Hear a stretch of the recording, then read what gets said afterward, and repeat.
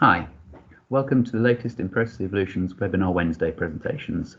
Today we're looking at how we can use our response profiler software to help us calculate the staffing levels we need, both at a high level, overall number of resources needed for our response officer teams, but also some of the more detail behind minimum staffing levels and the numbers that we need on shift at any one time.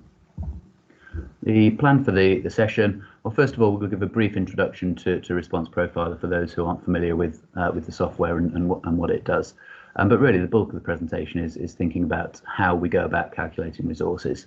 To start with, a bit of a generic introduction to some of the aspects of a process that we might need to consider when thinking about how many resources we need to manage the demand through that process, but then moving through to how we would approach that in our Response Profiler software.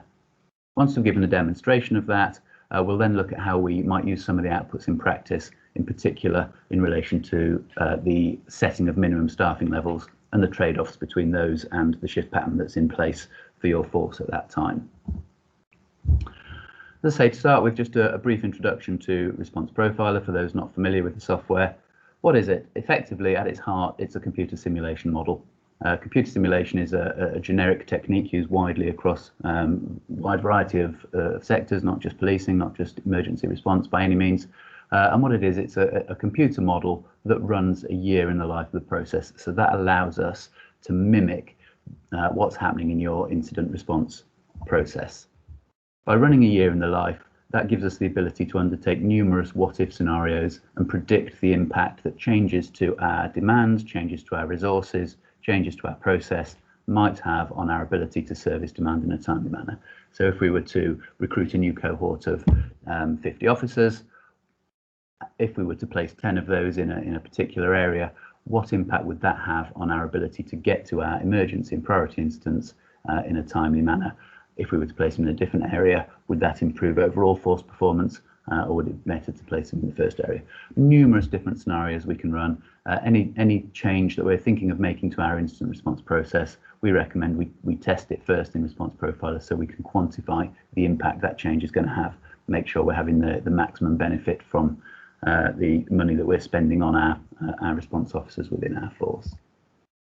Whilst that was the reason that Response Profiler exists, it's sort of the core ethos of Response Profiler is that predictive capability.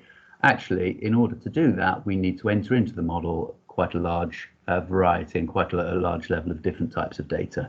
So we're going to need to know lots of information about the incidents, how many of them are there, where do they occur, about the resources that are available to process those incidents, and about the thing that links those two together, which resources can attend what instance, how many of them go, how long do they spend there. Given all of that data is in Response Profiler anyway, we use much of the same input data to, alongside the dynamic capability, the predictive capability, to provide a static calculation of the number of resources that we require in our response officer teams. Need to make various high-level assumptions as we go through that, and actually, unless we also use the predictive capability, we can't finally determine the difference that our resource levels is going to have on our key performance indicators of the force, but the static calculator provides a very good first pass of numbers of resources we need, and also how we might want to spread our resources across the different geographies within the force. Before showing you Response Profiler, I'm going to sort of talk a bit more generically about the kind of elements that we consider when we're building up a calculation of staffing requirements. Almost always we're going to be starting by looking at the workload. That sort of seems to make sense. What's the total number of hours, total amount of hours work that this particular team of people needs to undertake? If we know the total number of hours worked and we know the number of hours that one individual provides per week, well, actually dividing that second number into the first, that's simply going to tell us the number of staff we need. Fairly simple mathematical equation there. However, even that simple starting point, how do we know how much workload, what's the total hours amount of workload in a week? Sometimes that can come from systems, so particularly in instant response, you should be fairly fortunate in terms of the volumetric work and the amount of resource assigned and how long they spend at each instant should be held on your command and control system. So in some situations we're lucky and we can get that data from fairly robust historical data sources. In other situations, not so lucky, and it becomes a bit more subjective. So we can either do time and motion studies, or we can sit down with the officers in sort of workshop type environments, understand the different tasks they get involved in and the total amount of time they might spend on that. But either way, once we've got that understanding of what's the total amount of work, we can then have a first pass at the number of staff required. So there's a bit of a worked example here, either from a system or from some workshops. I've worked out that there are 200 jobs per week for this particular team. Each job takes on average a couple of hours, and one individual is contracted to work 40 hours a week. So my simple calculation, 200 multiplied by 2 divided by 40 gives me the 10 people that I reckon I need in order to process the work for this particular team. And that's okay, and that's a very good starting point. But actually, is that all that we need to think about? What else do we need to overlay on top of that? The first is something that we call safety margin or resilience. That calculation that I've just done there, the sort of the workload divided by number of hours per resource, well, that assumes that either work arrives nice and steady, so we might have 10 jobs an hour and they arrive every 6 minutes. So the first one arrives on the hour, the next one arrives at 6 minutes past, next one arrives at 12 minutes past, so that we can keep up a nice regular stream of work. Obviously, in real life, that's pretty unlikely. That's not how demand works. It's going to be variable. We're going to have variable volumes week on week and hour on hour. We're going to have variable and random arrival rates. So actually, if I only employed 10 people to manage what I know is my total overall amount of work, then I'm going to have to be happy for queues of work to build up. Over time, I've got exactly the right number of people to process all of that work. But when we're in peak of demand, we're going to have queues of work build up, and it's not going to be until we've got lower levels of demand that we're able to work through those queues and get back to a steady state. So if we're happy for work to wait as long as it needs to before we get done, then that calculation is a reasonable starting point. If we're not, we have to accept that we need to allow a certain amount of resilience or a certain safety margin in there in order to be able to manage those peaks and troughs of demand and to be able to achieve service level targets. It might be in a call handling environment, we want to answer 90% of our 999 calls in 10 seconds. In an instant response environment, it might be we'd like to get to 80% of our emergency incidents within 15 or 20 minutes. Same concept is the same. We need to allow some resilience to do that. How much resilience do we need to allow? Well, that depends on what it is that we want to achieve. So the more stringent the target, the more resilience we need to allow into our resource pool. We can't really just with mathematical formula be able to quantify exactly what that resilience should be, and that's exactly the purpose of Response Profiler is by running this year in the life of the process. It allows us to start to quantify how much safety margin and how much resilience we need. But for our simple example here, I've done some runs, and I've understood that perhaps I need 20% extra staff just to allow me to manage peaks and troughs in demand. No more work coming in. It just provides me with that extra slack and that extra resilience. Once we've considered that, well, actually, we probably also need to think about the fact that, yeah, we've got a process here and we've got resources set aside to do it, but in any environment, they will also be involved in other kinds of work. So that might be other work streams. So in the case of response officers, it would be things like crime investigations and scene guards and MISPers and so on and so forth. Or it might be administrative work. So it might be doing your briefings, your paperwork, your emails, just the sort of the on cost almost of employing the resource in any environment. When we talk about other tasks, we very much mean that time spent once I'm at work. So I'm not here talking about full shift abstractions like leave. We'll come on to those in a moment. But we need to get a bit of a feeling for, as well as the core process, so the incident response process in the context of what we're talking about today, as well as that, what other tasks do our resources get involved in? Generally, this tends to be less systems-based and more sitting down with people, again, time and motion or workshop environments, to say, okay, talk me through all the different types of work you get involved in, and start to be able to quantify both volumes and process durations of that. Once we've got that, it's the same approach as it was for the raw work content. When we do our other tasks calculation, we need to be wary of how we build it in. So in our example here, I've currently got 12 staff needed to process the work with the safety margin. If I then say, well, on top of that, I need to spend 25% of my other tasks, the sort of the obvious thing to want to do is say, okay, well, 25% of time on other tasks, 25% of 12 is 3, therefore I need 3 people on other tasks.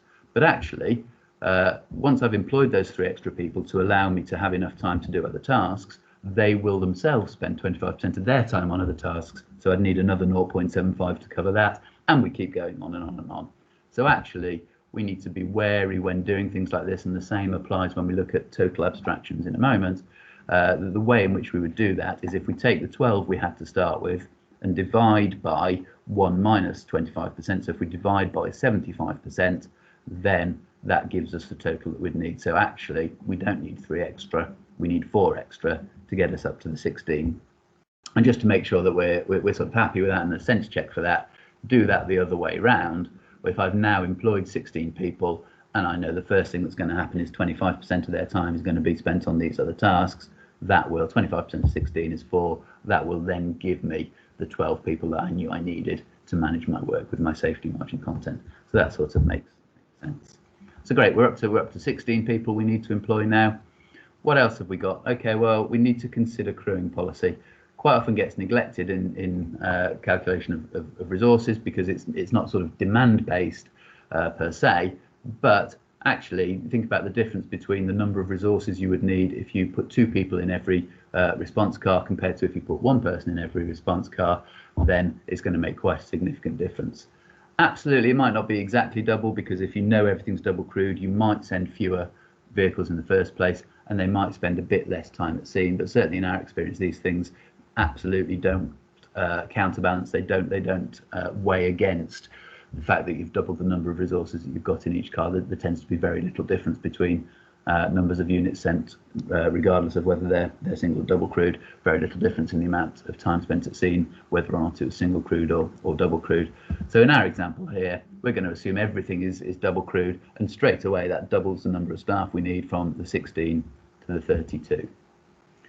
Final box before we can get to a total number of resources we need to employ is our full shift abstraction. So this is where our resource is not at work to perform their core role. They may still be at work, so they may be doing training, or they may be abstracted to go to court for their shift, but they don't, for the entirety of that full shift, they don't contribute to that core role of the team. Obvious ones are leave and sickness and training, but we also need to be wary of things like probationers, secondments, other reasons that I'm being abstracted from the team, and then vacancies. How do we configure those into our calculation as well? Experience over the years has shown actually if we can't get this kind of data from HR systems or from any other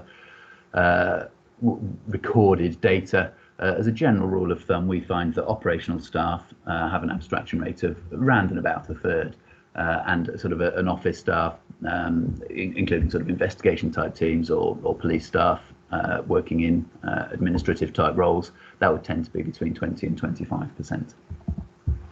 As with other tasks, we need to do the calculation sort of the reverse way round. If we know that we've got an abstraction rate of 33%, then we need to divide by 67. So again, that same 33% of the 48 people I now need is 16. So that would have given me the 32 people that I knew I needed after abstractions had been considered. So actually, all of these things that we've considered here are critically important. If I'd just done my number of staff that I required based on that first calculation of total amount of work, I'd have thought I only needed 10 people.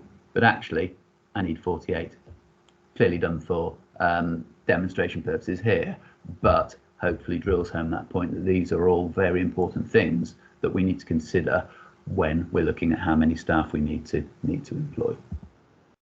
So that's sort of a bit of background into some generic thoughts on determining number of resources that we need. Now let's start to think about how we do that in Response Profiler. Well, actually, if we're going to use Response Profiler to tell us how many officers we need, if we're asked the question, Mark, how many response officers do I need? I would have to go straight back with, what do you mean? I need further information on your question. Do you mean how many response officers do I need to employ? Or do you mean how many response officers do I need on shift at any one time? And the calculator and response profiler helps us answer both of those questions at differing levels, as we'll see as we go through the demonstration. We've got three key definitions of resource calculations in Response Profiler. First off, we've got what we call a critical level of resources. And that's sort of think back to that example that we've just gone through as the work example. That's almost the equivalent of that initial 10. So it's the number of people that we need purely to manage the incident attendance workload. So we'll take the volumes of incidents, we'll multiply that by the number of units on average that we send to each incident, we'll multiply it by how long each unit spends when it gets to the incident, and we'll multiply it by the number of people that were in the car when it got there. So we will do that across all our incident types. It's not necessarily just emergency and priority, it's all the way down to sort of the scheduled work and the appointment work that our response officers might get allocated to. Having done that, we then also include that allowance, that safety margin, to take us up to the 12 for the resilience to manage simultaneous demand. So what we're saying, we're ignoring all the other work. We absolutely appreciate that response officers get involved in an awful lot more than incident attendants, but our definition of critical is to have enough resources left that all they would do is just to be able to go job to job to job to manage the incident demand. We know that for the time period at which we're critical, they won't be able to pick up any of their other work at all. And we think that resource numbers should absolutely never fall below this.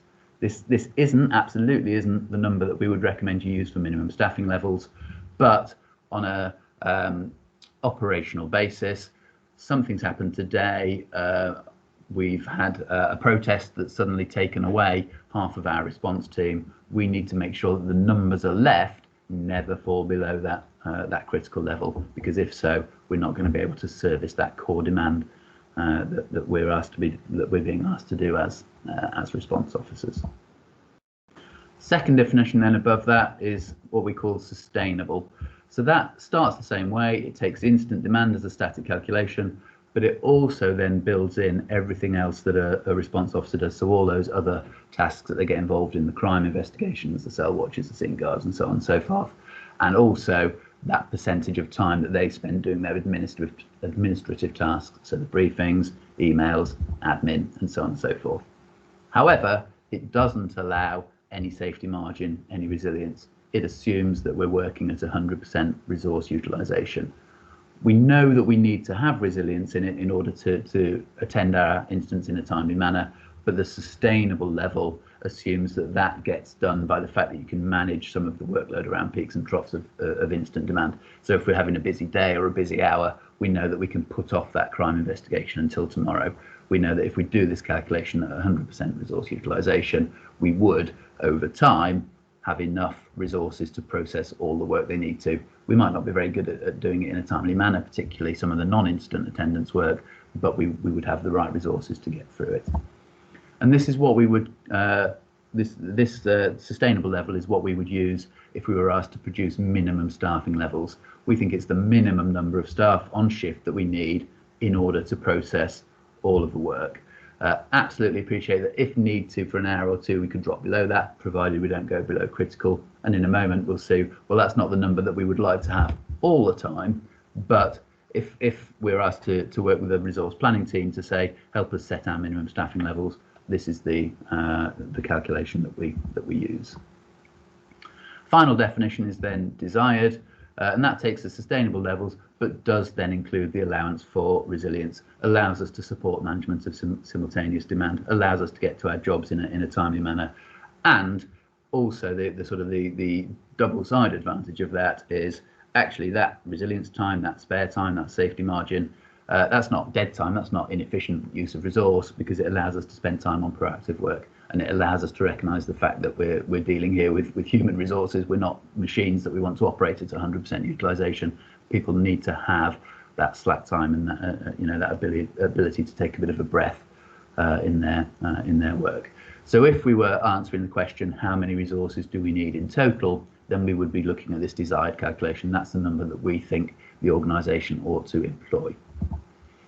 We need to, if we're doing that, we obviously need to allow for abstraction.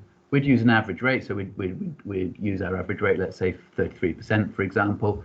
We absolutely appreciate that abstraction rates will vary across the year. They tend to be higher in the summer when more people want to take leave and so on and so forth. And so actually, in those weeks where our abstraction reaches 40, 45, 50%, we know that because we've got this safety margin, we've got the ability to almost eat into that to manage the variability in abstraction and still hit our minimum staffing level. So that's the general concept of the calculator and response profiler, having those three levels. What I'll do now is go into the software and just give you a brief overview of where we do that. So I'm in the response profiler front screen here. All the data that is in the demand section, the process section, and the resources section, that's all to do with running that predictive simulation capability that we talked about before, as is the simulation and the report. So probably no great surprise that the calculator is, funnily enough, under a section called calculator.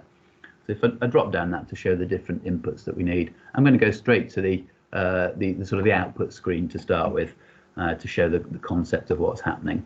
And what you'll see here is we are gradually, for this particular resource, so for my response officers in area A, so we look geographically, I've got 4 response bases in my force. So for area A, we can see that response profiler is building that calculation up bit by bit, exactly according to the methodology that we've already been through there. So it starts off by working out that work content, what's the volume of instance multiplied by the number of vehicles that go, multiplied by the time it's seen, multiplied by the number of people in there, and so on and so forth. It takes most of that data from the same input data that we've already got in there to run our simulation capability. So the instant volumes will come from the data that's already in the demand section. The time it's seen will come from the data that's already in the process section, and so on and so forth. Once we've got our work content, we then build up on top of that the other tasks, and we've got 2 different types. We've got percentage other tasks, which tends to be our administration associated with each individual. How much time does an individual spend on admin and briefings and so on and so forth. And then we've got volume other tasks, which is the transactional other work that the response officers get in, so the crime investigation, the scene guards, and so on and so forth. Got the capability to put a minimum level in there, apply the crewing policy, and then that's sort of the base data that each of the 3 calculations is going to use potentially. Final bit of data that we enter here, abstraction rates and contracted hours per week, and what do we want our safety margin to be. So we've then got 3 sets of tables that go through those 3 levels of calculations. So depending on whether we're looking at the desired calculation or the sustainable calculation, or further over to right, the critical calculation, it uses the bits of this input data that it needs according to the definitions that I went through with you a moment ago. So we can look at the outputs at one of 2 different levels. We can look at the overall totals. So again, if I'm looking at desired, I would tend to be looking at, okay, the calculator tells me in this example, I need to employ 70 people in area A, 70 response officers, or I can look at a lower level of detail than that. We sort of said that sustainable was we would use to do our minimum staffing levels. So if I go over to the sustainable table, what I can see here is got the build-up of the sustainable calculation. If I was doing minimum staffing levels, I'd be wanting to know what that was with the after abstraction. So the number of staff I need physically at work is going to be my staff on shift. So if I look down column C, this gives me a really good first pass of, I know that if I have 9 response officers on shift Monday at midnight, that's my minimum staffing level. I will have enough to process not only the incident workload, but all the other work they need to get involved in. But I don't want to be running at that level every single Monday at midnight. That's my minimum staffing level.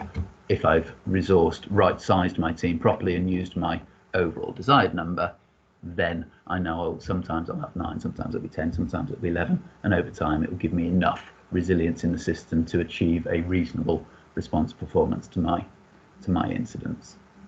So that's where some of the calculator is being built up. As I say, most of that data that's in these calculated tables comes from the information that we've entered in order to run our simulation model.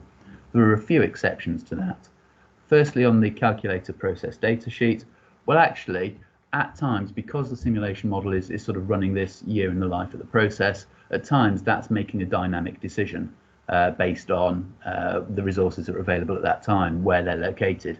So there are a few things that we need to give the calculator a steer on, saying, actually, we don't want a dynamic decision here. This job's just come in. I've got a choice of allocating it between officers in area A or area B. Which will I choose?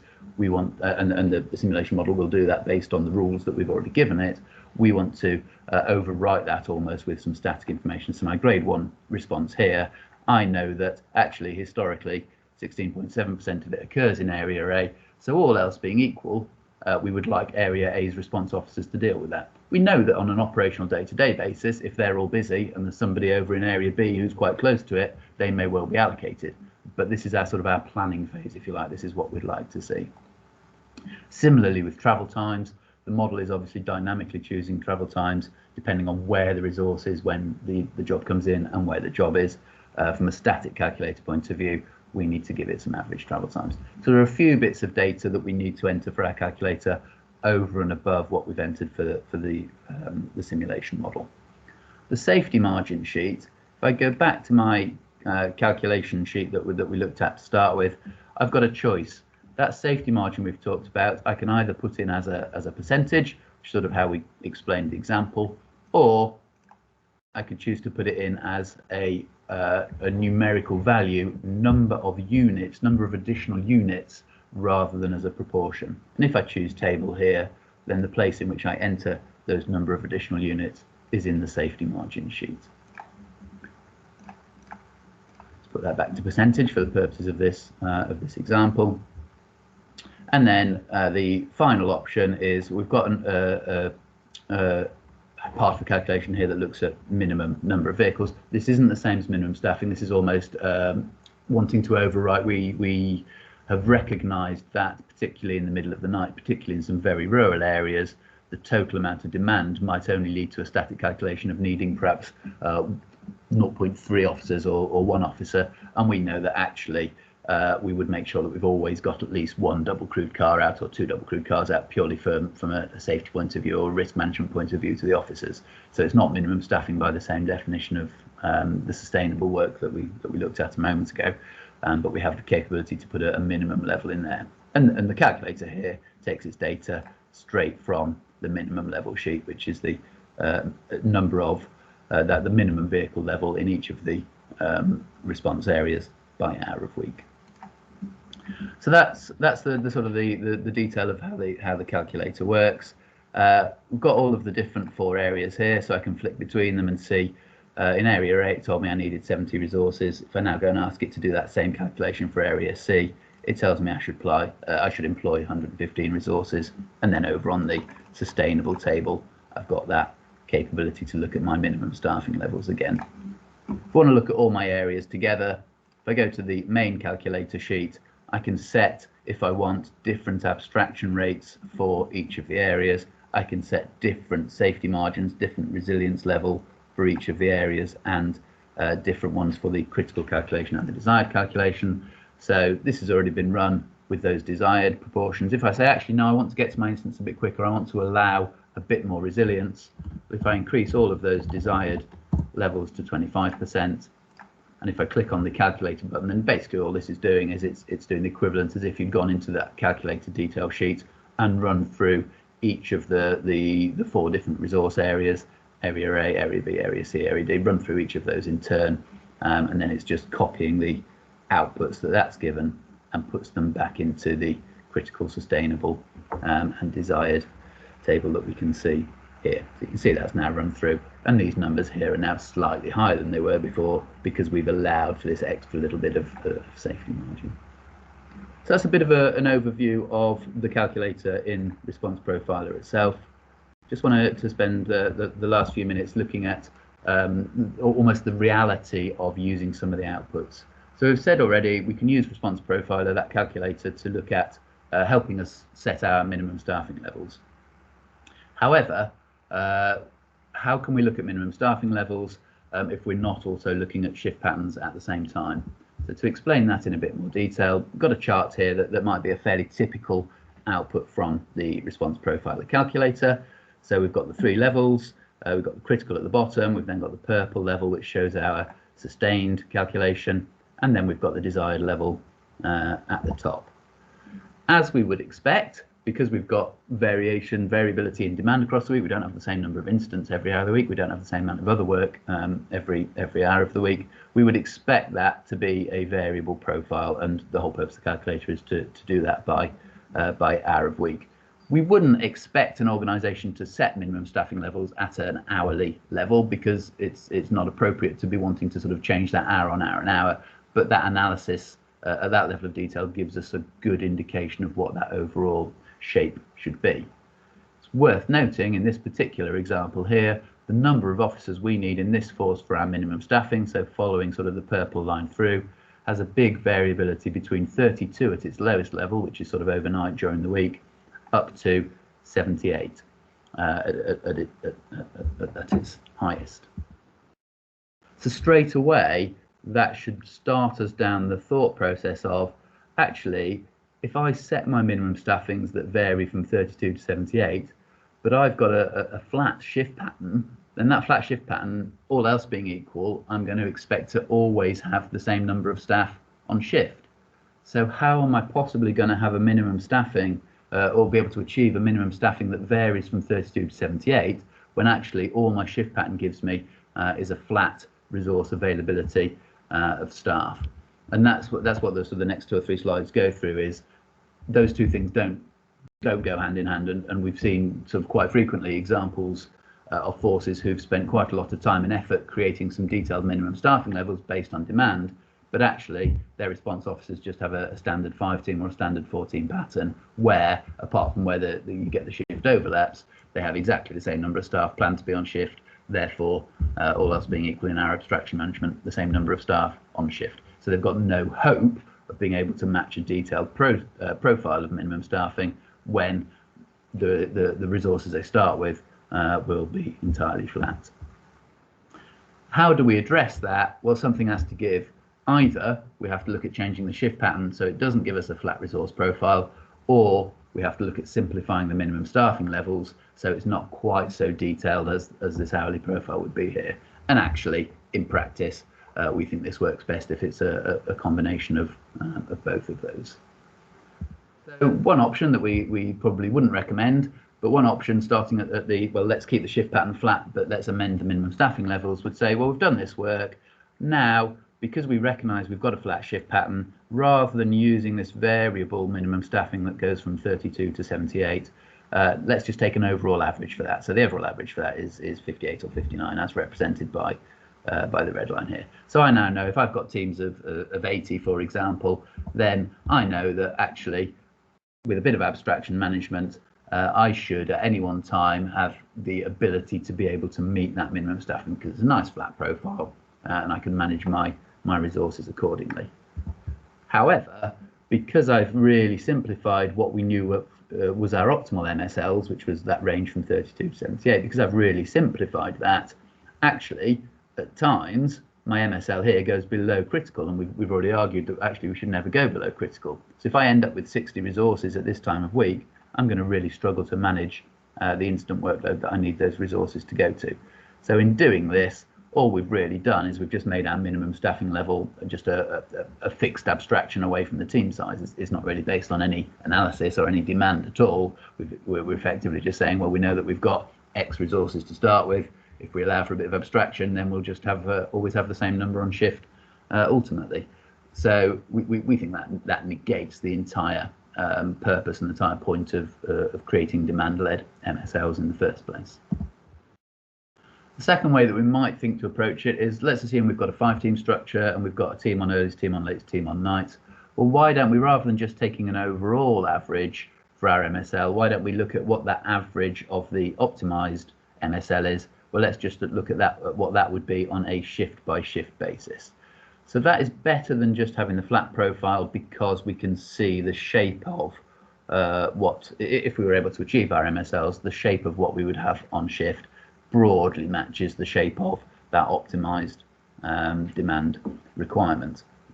However, if fundamentally we've still got a flat shift pattern to start with, we're going to really struggle to achieve this. So I've still got my flat shift pattern with 80 people on each team. But now I'm saying my minimum staffing level on a night shift, I can afford to go down to 45.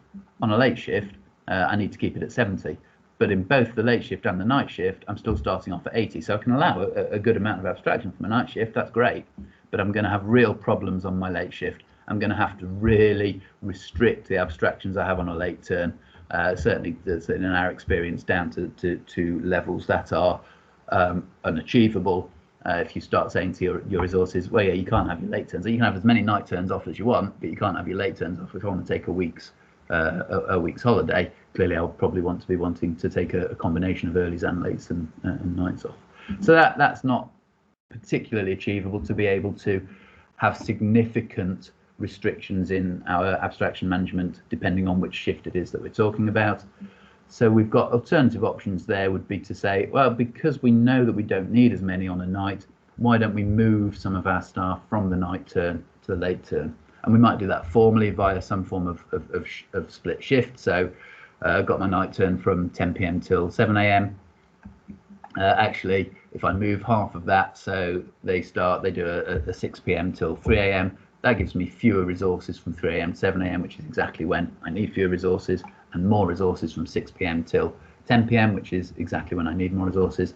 And that can be done either formally as part of the shift pattern or informally for smaller teams where we go, okay, well, we can see that we're well resourced on this night turn. Let's ask a few people to drop back and do a late turn instead.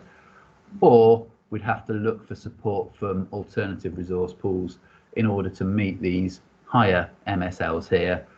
If we've still got a flat shift pattern in our response officers, we'd be having to say, where else in the organisation have we got people that we can pull in just to our late turns to meet that? Again, not an ideal scenario.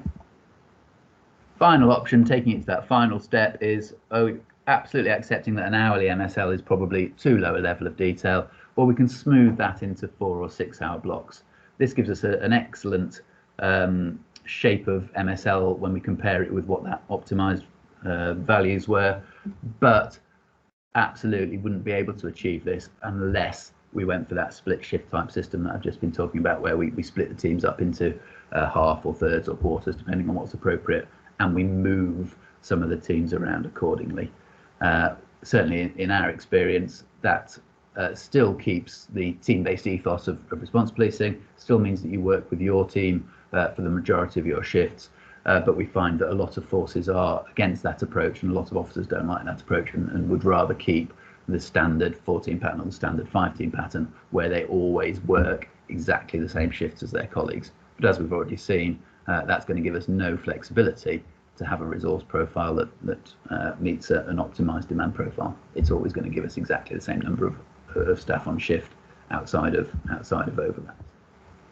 Just to put it all together then, as with all things resourcing, that MSL example that we've just gone through there's going to have to be trade-offs and compromises. We don't believe that you can look at minimum staffing levels if you're not also doing it in parallel with looking at the shift pattern. Those two things are so closely intertwined that they have to be looked at the same time. Absolutely no benefit in our view of spending a lot of time and effort creating optimal MSLs if ultimately you've got a flat shift pattern that's just going to give you on average the same number of staff at work. The kind of presentation that we've just gone here and the kind of conversation that we've had here, actually it can be useful to go through exactly that discussion, exactly that argument with senior officers in your force, because by showing them the different alternatives, it helps them understand that trade-off that they need to make, helps them understand that actually if we just keep our standard 5-team pattern, we're going to have times during the week where we go below the critical staffing level. We're going to have effectively the same number of staff on shift 24/7. Furthermore, that predictive capability of response profiler can also be used to quantify, okay, well, if we did stick with a flat shift pattern, what does that mean for our ability to attend incidents in a timely manner, compared to if we went for a split shift system where we were able to match our resource profile a bit more closely to our demand profile. And finally, we believe that a calculation methodology should be used in setting both minimum staffing levels and overall team sizes, and it should be based on the same underlying methodology. If we base our MSLs, we ask one team of analysts in our organisation to do a piece of work looking at MSLs, but another team is looking at how many resources we need to employ, and they use two different methodologies. Well, if those two outputs don't go hand in hand, they have to work hand in hand in the reality of an operation. So that we're going to come across some different issues later on. The added benefit to using the response profiler approach, calculator approach, is that because we're looking across the whole force, but we're splitting it down into the different bases that our response officers are located at, this ensures that we sort of have a fairness of resource allocation. We're applying the same rules and the same approach, regardless of where our resources are located. So thank you for listening. As I say, it was a bit of an overview of how we can use Response Profiler to calculate staffing levels, particularly in the context of minimum staffing levels. If you have any further questions on that, please don't hesitate to contact us on support@processevolution.co.uk. Thank you.